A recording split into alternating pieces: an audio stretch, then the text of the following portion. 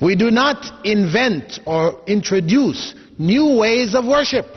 As some people, for example, they want to celebrate the birthday of the Prophet Muhammad. So they say, well, this is something good. They may even bring a verse from the Quran. They would say, Allah said in the Quran, إِنَّ اللَّهَ وَمَلَائِكَتَهُ يُصَلُّونَ عَلَى النَّبِيِّ يَا أَيُّهَا الَّذِينَ آمَنُوا صَلُّوا عَلَيْهِ وَسَلِّمُوا تَسْلِيمًا. They bring this verse out. And you say, well, where does it say celebrate the Prophet's birthday there? It's there, it's there. This is what it means. It's their interpretation. Right? Their interpretation. The point is that the companions of the Prophet Muhammad didn't understand that verse that way. And that's why they never celebrated his birthday. And he himself didn't understand that verse that way, and he didn't celebrate his birthday. And the early generations didn't celebrate his birthday. It wasn't until some 400 years after the time of Prophet Muhammad that his birthday began to be celebrated in Egypt in the Fatimid Shiite rule. In the Fatimid Shiite dynasty in Egypt, the celebration of the Prophet's birthday began. So we say this is not legitimate. Some people would say, well, okay, leave that aside. Just the idea of celebrating his birthday, what are we doing in the celebration? We're only remembering Rasulullah, we're asking Allah to bless him.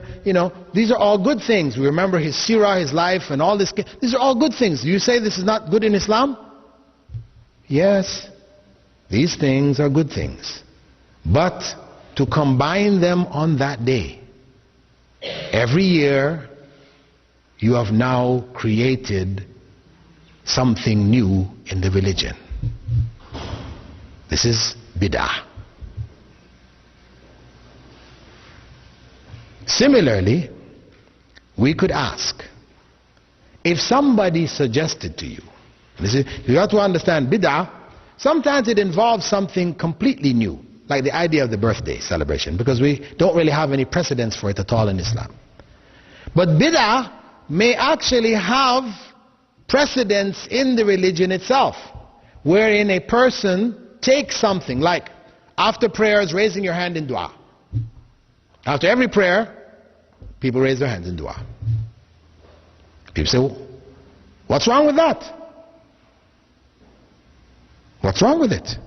Prophet Muhammad said that Allah does not like, or he is shy, that anyone would raise their hands in dua and that they would put their hands down without fulfilling their wish, their desire.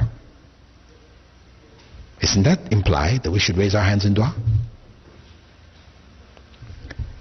Prophet Muhammad raised his hands in the dua of istisqa, the prayer to seek rain. He raised his hands so high, that's how he did it, they could see his armpits.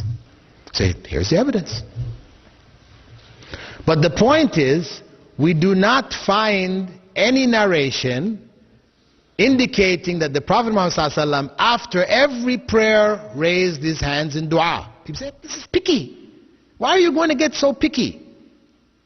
If it said that you raise your hands, Allah is shy not to give you. He said the Prophet raised his hands in istisqa. Why can't we just do it after every prayer then? What's the problem here?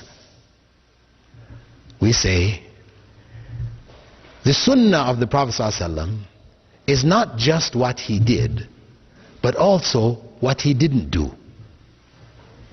You have sunnah fi'liya, the sunnah of actions which he did, and sunnah tarkiya, or sunnah of actions which he didn't do, which are religion, dealing with the religion. Of course, there are many things he didn't do which he didn't like, personally. We're not talking about those. We're talking about things connected with the religion. The things he didn't do, it is sunnah not to do. Very important. Because if one opens this door, that as long as he said this, he said that, we can put it all together and come up with something which he didn't do, then the religion becomes innovated. You can now change the religion at will.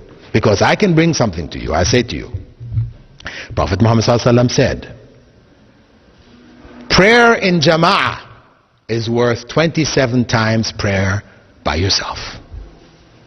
Everybody knows this. He also said, whenever you enter the masjid, you should pray 2 rak'at, 2 units of prayer, before sitting down. Everybody knows this. Let us put the two together.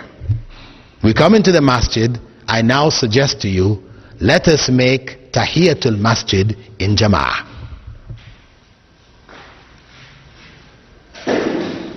If I suggest that, what do people say? They said, no, you can't do that. Why not? Prophet ﷺ said the prayer in jama'ah is worth more than the prayer by yourself. He also said, whenever you come in, you should do these 2 rak'ah. Why can't we put them together and do it? Well, the Prophet ﷺ didn't do it. That's why, yes. He didn't do it, so we cannot do it. He made tahajjud in jama'ah. This is also sunnah, and he did it in jama'ah. We can do it because he did it. But to do tәḥiyyәtul masjid in jama'ah, or to do the sunnahs before dhuhr, the sunnahs after dhuhr in jama'ah, we can't do it because Prophet Muhammad ﷺ didn't do it. And that's emphasized by his well-known statement, مَا تَرَكْتُ شَيْئًا يُقَرِّبُكُمْ إِلَى اللَّهِ إِلَّا وَأَمَرْتُكُمْ بِهِ. I didn't leave anything which would bring you closer to Allah without instructing you to do it. That's the bottom line. If it's going to bring you closer to Allah, Prophet Muhammad ﷺ told us to do it.